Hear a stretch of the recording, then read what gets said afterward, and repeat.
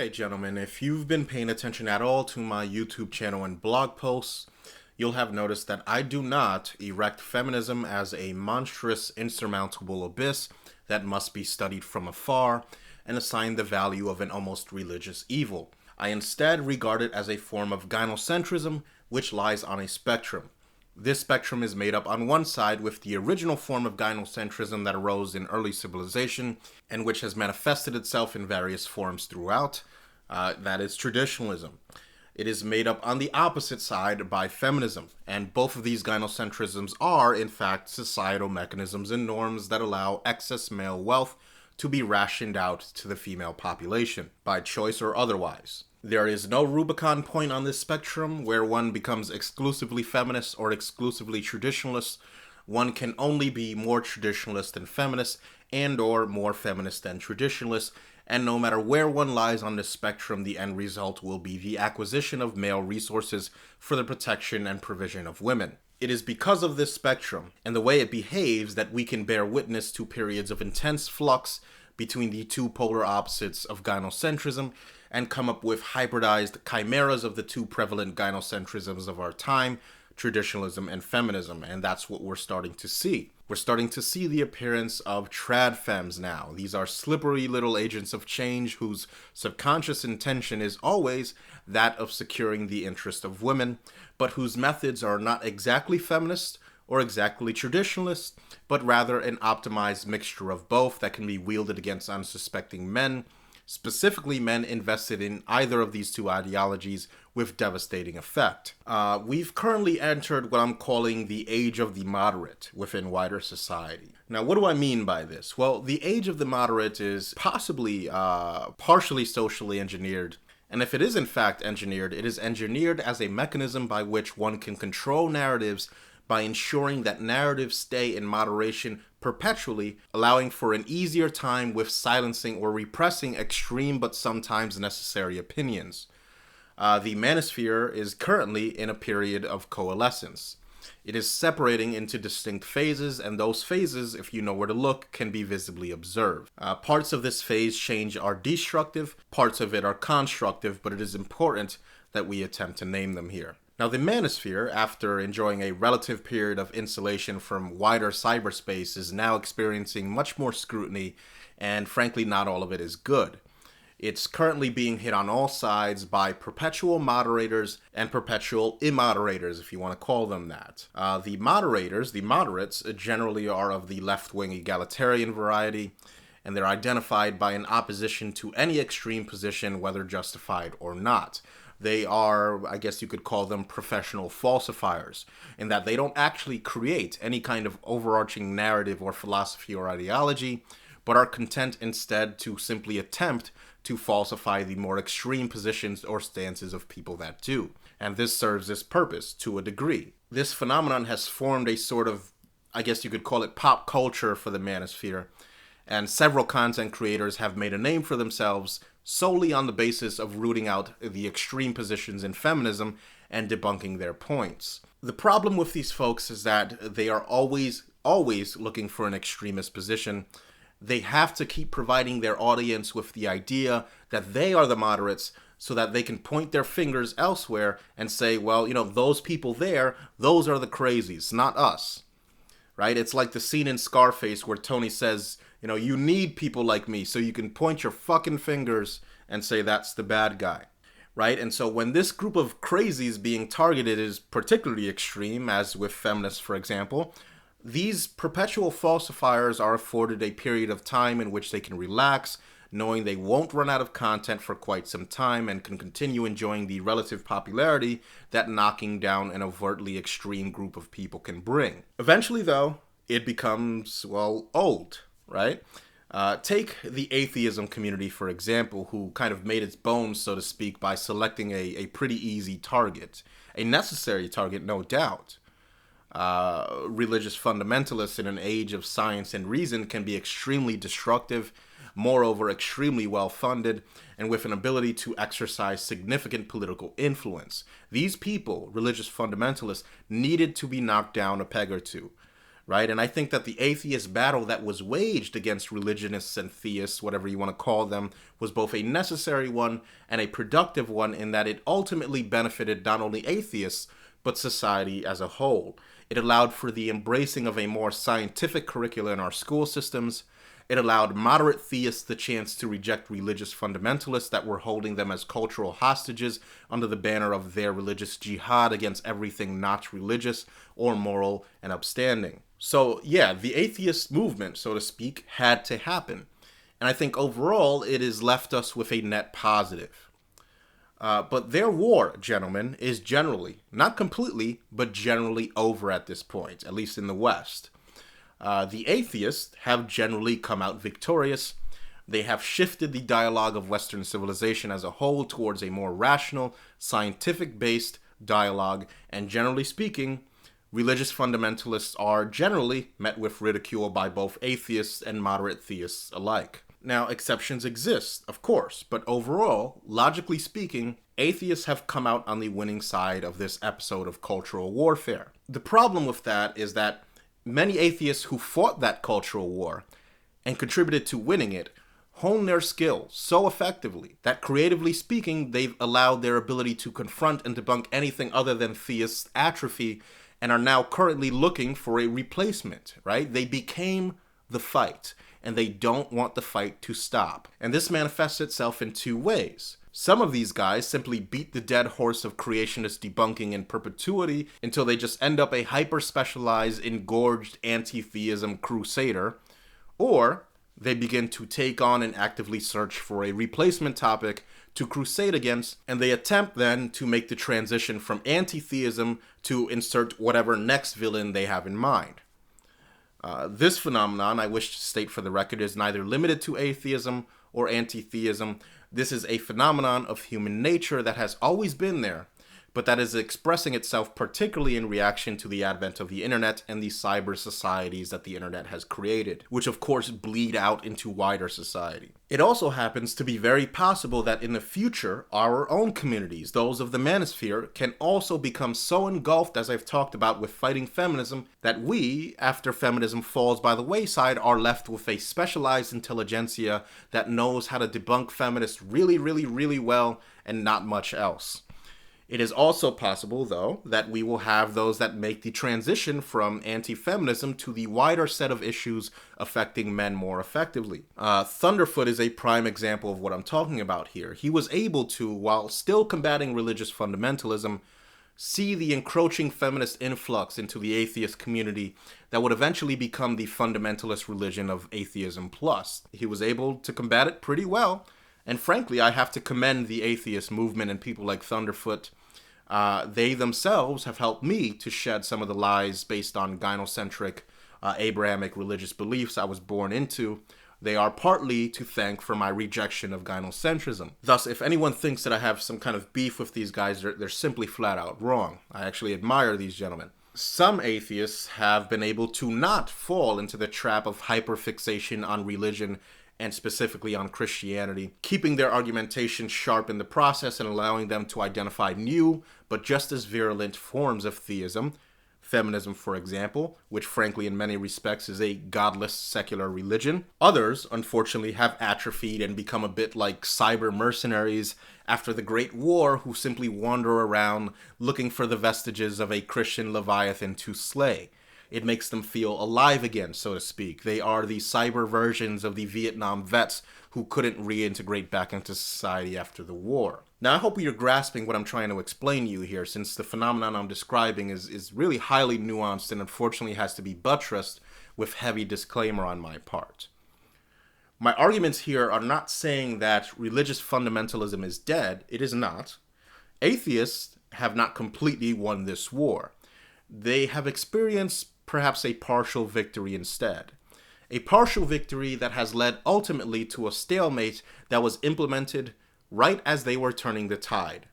Religious institutions, for example, are still allowed to discriminate against atheists on a systemic capacity by enjoying tax-free status to the tune of billions of dollars. They are still heavily funded, powerful political conglomerates, predominantly found, at least in the West, on the religious right that can pass discriminatory laws barring service to gays, for example. And with that said, I'm, by the way, not saying that I believe a private institution should be forcibly required to serve anyone, right? A part of this tactic of having the state forcibly compel private business institutions to serve people they do not wish to serve has always sat wrong with the libertarian in me, even though it kind of appeals to the emphatic idealist in me, but that's another discussion for another time. The point that I'm making here is that the battle is not over in its totality, but in the ideological capacity, atheists have won their war. In the rational capacity, they have defeated theists. The arguments have been made, and atheists have made the better ones. Society, unfortunately, does not change because of rational arguments being made alone. It takes time for society's subconscious drives to first internalize the victory into the subconscious, and then eventually, after this potentially long process, begin to slowly dismantle the infrastructure of religious legacy theism has left on Western civilization. Now, these thoughts I've just shared with you have attempted to describe a pattern of behavior that can be applied to not just atheism and theism, but also to things like feminism and anti-feminism, or any other social struggle between two worldviews. And this is, in my opinion, a universal method by which we can gauge with some degree of accuracy the stage at which a struggle between worldviews is currently at.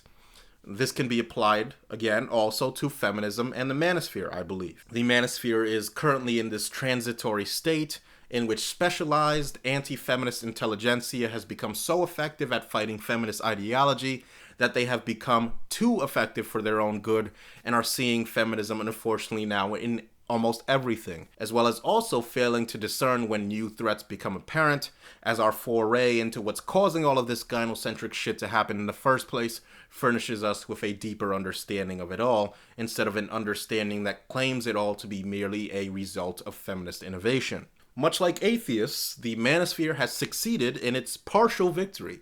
The victory based in the defeat of feminist ideology, and in doing so, it has arrived at its own stalemate, standing over feminism, triumphantly, dagger in hand, but unable to muster the will to deliver the finishing blow, as evidenced by the still very present and potent discriminatory legal infrastructure that feminism has built and solidified here in the West. Now, some of us will make the transition past mere anti-feminism and begin to brace ourselves for the long, subconscious process of allowing the public at large to deinstitutionalize feminism as the dominant gender narrative in the West today. And some of us will go even further and decipher that the origins of feminism are much more mysterious, much more fixed, and much harder to go to war against than feminism is itself. You see, one can go to war with the Nazis, and one can even vanquish the Nazis and stand over the body of Hitler himself, and if in the post-war claim of the war booty, starting with Nazi headquarters, you find copies of Sun Tzu's Art of War, and Nazi propaganda manuscripts, and a ton of other documents dealing with the psychology of warfare, which you will eventually understand to be, just in a wider sense, the psychology of the human being, then it will begin to dawn on you, at that point, that you are dealing with another animal and another problem entirely. And this phenomenon that I'm describing to you, gentlemen, is not simply categorized by the left or by the perpetual moderators, as I call them. It is, as I've said earlier, demonstrated oppositely by the denizens of the right wing that are on a quest for immoderation in perpetuity. They've developed such an aversion to the attempts of censorship born out of the left's obsession with never, ever, ever sounding extreme that they have adopted a quality of intrinsic extremity. They have their own leviathans, and those leviathans reside in their specific religious beliefs, right? Their cultural Marxist doctrines, their protestations of leftism to be found any and everywhere, right? These golden Stinian ivory towers are where they deposit the innate human need to endure a struggle. They've built up their own intelligentsia and will, much like their leftist counterparts, feed off of that opposite drug, right? That is the thrill of extremity, the thrill of fighting against social justice warriors and their acute ability to enrage people with their sacred leftist cows, and their damned downright disgusting tendency to never take any real position on pretty much anything. The right develops what society perceives as the stereotypical right-wing whack job, the Ted Cruzes and the Rush Limbaughs of the world, as a response to the left's extreme non-extremism, if you know what I'm trying to say here. I know that sounds like an oxymoron. So in the process of fighting the left's particularly smug, passive-aggressive tendency towards victimhood tyranny, certain batshit crazy individuals that happen to have become adept at fighting the left are allowed into the fold, and they serve a temporary purpose, one of making some leftists somewhere look bad, and even leftism as a whole look bad. But eventually, one of their more extremist positions come out, some idiotic Cliven Bundy-esque comment about how blacks were more happy during slavery, some craziness about Obamacare and death panels, some Alex Jonesian allusion to FEMA camps, some Tea Party-inspired gun commentary that scares the shit out of even pro-Second Amendment moderates, right? And then society perceives these people as, well, fucking crazy, even if they are capable of the occasional insightful and smart commentary on things like fiscal matters. And one of these outbursts of crazy relatable to the manosphere is when these people start on their, back when men were men and women were women nostalgia circle jerks, where their affinity for demanding that others adhere to their outdated and archaic traditional gender roles spoil potential converts to their side and give feminists and leftists the needed ammunition to convince the general public that they are still, in fact, needed to combat this nonsense. Right? These people, these Tradcons, these rightists, they actually serve, in a sense, to legitimize feminism. At least to give the appearance of legitimized feminism. And these two factions feed off of each other. And despite what they say about each other, they very much need each other to exist. For if it not for the extremism of the right and the extreme non-extremism of the left, society would then see either side for exactly what they are. A bunch of reactionary nitwits fighting a war of perpetual ideological trench warfare that do manage, unfortunately, on both sides to occasionally scoop up and indoctrinate the occasional intelligent mind into their ranks, squandering that individual's intelligence in the process by stifling his objectivity, and all to satiate their greedy, primitive urge to belong to a tribe and, oppositely, to fight against another tribe. Meanwhile, society at large is at all times observing this gigantic spectacle, growing ever and increasingly frustrated and apathetic about the entire thing, and at the same time, because of the all-encompassing size and scope of this massive, swollen, prodigious clusterfuck that makes up politics of Western civilization, these people feel also that they have very little choice other than to join in the fray, and to add their services to be quenched in this never-ending war of ideologies. Now, there are almost certainly many factors that decide on which side an individual will eventually find him or herself on, but I can't help think of the mythical world of H.P. Lovecraft and the recurring theme of his short stories that follows, in my opinion, the narrative that the greatest irony surrounding the human ape is that he is sentient enough to realize that he, in the long run, is beholden also to his primal instincts to a degree that he probably will never be able to escape them. And here's the kicker, he knows it. Humanity, it seems, according at least to H.P. Lovecraft, and I tend to be in agreement, at least sometimes, humanity is the ultimate cosmic joke. Perhaps Lord Cthulhu is up there somewhere, up there in the heavens, having a bit of an omnipotent chuckle at the fact that as he observes our species, he knows that despite our relatively primitive technological efforts, the entirety of our species will be on the whole, eventually, when we're dead and gone, defined by our feeble inability to stop metaphorically thumping our chests. Perhaps he knows that these hairless apes, despite showing some potential, will ultimately lead ourselves to our own demise, with our dicks and vaginas leading the way the whole time. Perhaps that's all we'll be in the end, a mere memory in the mind of a billion-year-old superorganism that took the time to ponder us for a second. Perhaps that's all we'll ever be. Now, you'll forgive me, I hope, for going to such a dark place, but maybe I can make it up to you with some scientific backing instead of this lofty stuff in the form of an article that I found titled, "Do Our Genes Tell Us How to Vote? Study of Twins Say They Might." Right, and this is a very interesting article, I thought. I'm going to just read it all the way through here. It says, quote, "As a society, we believe that our political allegiance depends on which party best marries up with our needs and values, and that these are shaped by our life experiences. But research with twins suggests picking who to vote for in an election might have more to do with your genes than the policies of the parties. At the Department of Twin Research, which hosts Twins UK, the biggest adult twin registry in the UK, we recently performed a poll of voting preferences. The twins were all born in the UK and were broadly representative of the UK population. The aim was to explore how much nature and nurture influence our party, political allegiances, and potential voting preferences, so we can draw broader conclusions about people's voting habits. Later on down in the article it says, quote, "We analyzed surveys completed by 2,355 twins, comprising responses from 612 full pairs, in March 2015 between the ages of 18 and 80, most of whom were middle-aged. They told us whether they intended to vote, what their political party of choice was, and provided their personal rating of the main party leaders. We found that voting conservative or not is strongly influenced by genetics. When it came to voting Tory, we find that 57% of the variability, differences, or similarity between people's voting preferences were due to genetic effects. This percentage is called heritability.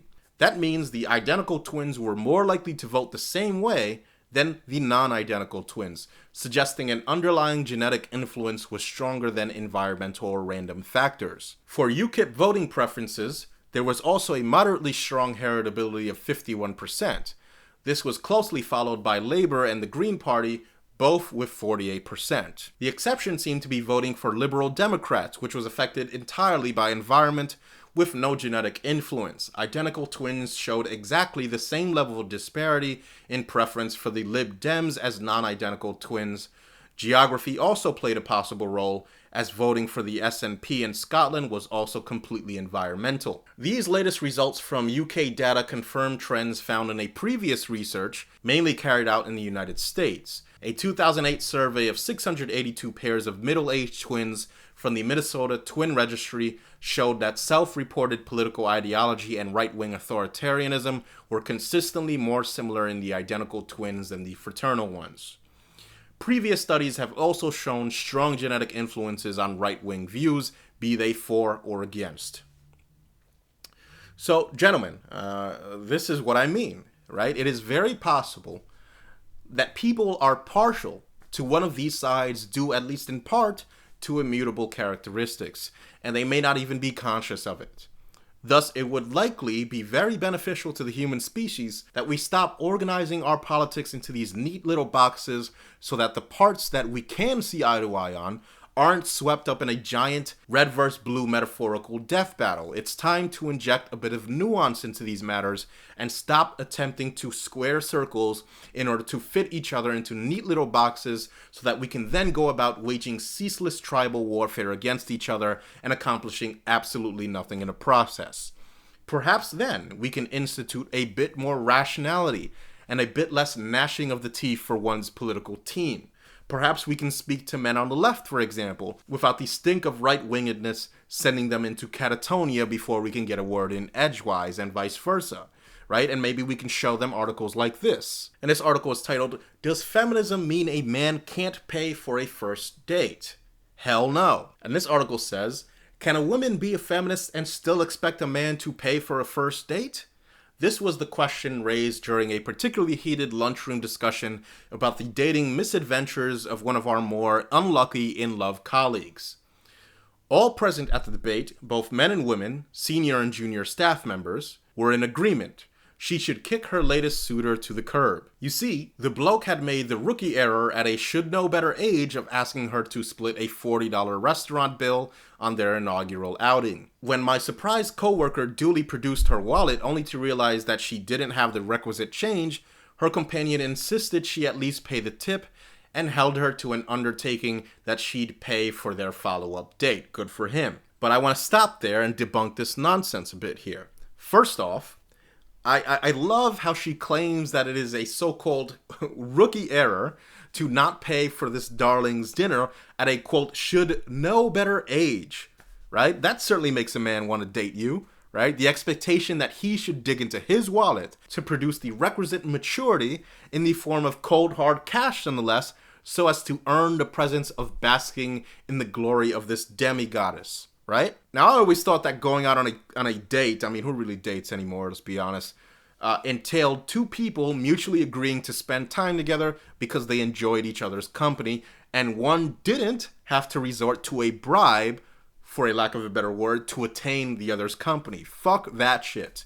I'd rather play some video games. Yes, I would rather play Minecraft or Halo or whatever, right? She continues on and says, much to her colleague's surprise, she did indeed acquiesce to a sequel, which, yes, she paid for, and thanklessly, I might add. While she wasn't impressed with the guy's tight arsedness, she only terminated the relationship after learning from a third party that he had a child from a previous relationship that he'd conveniently failed to mention. But among all the lighthearted chatter about these love woes, another female colleague brought up an interesting point.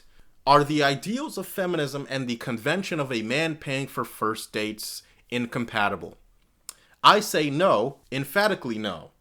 I don't believe that it's paradoxical to argue for women's rights and equality, yet at the same time think a man should cough up for a couple's first excursion, whether it costs him $50 or $500.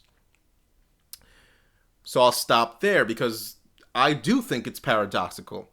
And really, when you hear her reasoning for it, you'll see that not only is it paradoxical, it's downright bullshit. You gotta listen to this. She says, quote, manners and chivalry, not gender politics, should dictate who picks up the bill, particularly since, I'd venture, most of the first dates these days would still be at a man's invitation. Well, there's this thing called MGTOW. You might want to watch out for it. Then there's the fact that many women would have already outlaid the equivalent of a lobster and a champagne meal on her pre-date prep, new frock, new shoes, manicure, pedicure, wax, blow dry. This stuff doesn't grow on trees, fellas, as if she's doing that all for you. As if she gets no kind of stress relief or enjoyment out of mani-pedis or buying new shoes or blow drying her hair or whatever, all that stupid shit that women do, which guys don't even really care about anyway. She continues on and says, but in all seriousness, just because feminists quite rightly demand equal pay and opportunity as well as the right not to be sexually harassed or discriminated against, doesn't mean we deserve a dearth of romance. If we're going to apply the same logic we use in the workplace and political equality to courtship, women still shouldn't go Dutch. They should pay 81.8 cents for every dollar their date contributes, considering this is the average wage discrepancy between the sexes in Australia today.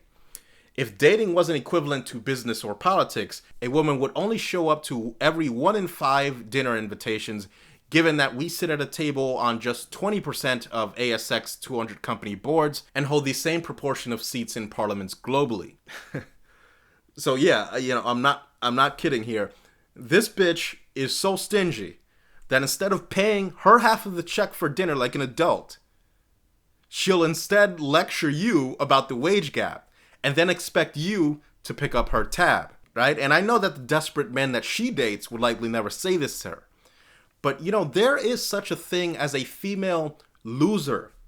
And feast your eyes, gentlemen, because this is exactly what this woman is. She's a loser. She continues on and says, quote, despite the great leaps our feminist foremothers have made, the disparity is still so real that some female bosses are taking extraordinary steps to redress it. This week, Reddit chief executive Ellen Powell revealed she'd banned salary negotiations during the online company's recruitment process because men tended to be more aggressive negotiators than women.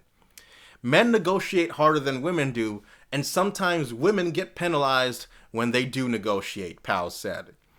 This is a woman who famously filed a sexual discrimination suit against her previous employer, U.S. venture capital firm Kleiner Perkins, accusing it of effectively running a, quote, boys club, end quote. Now, you see, feminists, this is why nobody takes you seriously. This woman is nothing but what I mentioned in this video earlier, a hybrid trad femme who is more than willing to rely on traditionalist gender roles when it benefits her, and feminist innovation as well when it also benefits her. She, of course, neglects to mention that these aggressive men she speaks of also out-negotiate less aggressive men, meaning those less aggressive men don't get the raise either. These men, of course, are invisible to women. They don't exist to them. And these men, of course, don't have women lining up to date them either. So then, should we talk about how they earn 88 cents on the dollar in comparison to high testosterone men, right? Maybe we can get more specific and determine that men with higher testosterone tend to earn more money, or taller men tend to earn more money. Maybe then men with less testosterone deserve to pay less on a dinner date. And you know what? Maybe, right? We'll turn that into the next victimhood class and we'll tax women in order for you guys to pay for the discrepancy that we have, right? How much would you like that? Anyway, gentlemen, some of this is going to eventually end up in the book. That's all I got to say for now, gentlemen. More to come.